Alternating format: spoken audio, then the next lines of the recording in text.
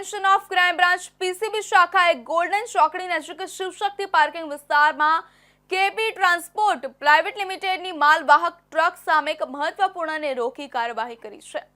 KP transport private limited સામેની ખુલ્લી જગ્યામાંથી વિદેશી દારૂનો મોટો જથ્થો ઝડપી પાડ્યો છે।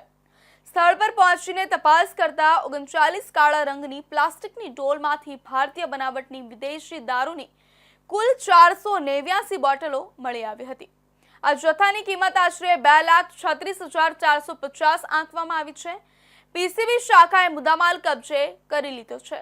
વડોદરા શહેરની prevention of crime branch PCB શાખાએ ગોલ્ડન ચોકડી નજીક Shivshakti parking KP transport private limited સામેની ખુલ્લી જગ્યામાંથી વિદેશી દારૂનો મોટો જથ્થો ઝડપી પાડ્યો છે।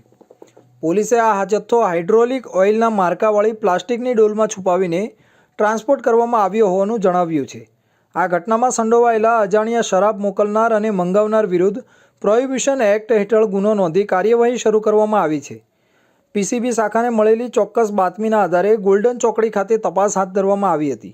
સ્થળ પર પહોંચીને તપાસ કરતા 39 કાળા રંગની પ્લાસ્ટિકની ડોલમાંથી ભારતીય બનાવટની વિદેશી દારૂની કુલ 489 બોટલો મળી આવી હતી। આ જથ્થાની કિંમત આશરે ₹2,36,450 આંકવામાં આવી છે। પોલીસે આખો મુદ્દામાલ કબજે કરી લીધો છે। આ ઘટના ગુજરાતમાં દારૂબંધીના કડક કાયદાને નિષ્ફળ બનાવવાના પ્રયાસોનો એક ભાગ હોવાનું મનાય છે। પોલીસે જણાવ્યું કે બુટલેગરો દ્વારા દારૂની ગેરકાયદે હેરફેર માટે નવી યુક્તિઓ અપનાવવામાં આવે છે, જેમાં આ વખતે હાઇડ્રોલિક ઓઇલની ડોલનો ઉપયોગ કરવામાં આવ્યો હતો। સમગ્ર મામલે પીસીબી શાખાએ અજાણ્યા આરોપીઓ વિરુદ્ધ ગુનો નોંધી તપાસ શરૂ કરી છે।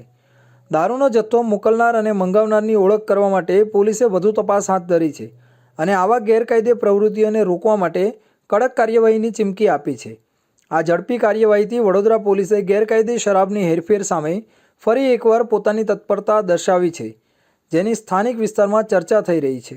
તો વલસાડ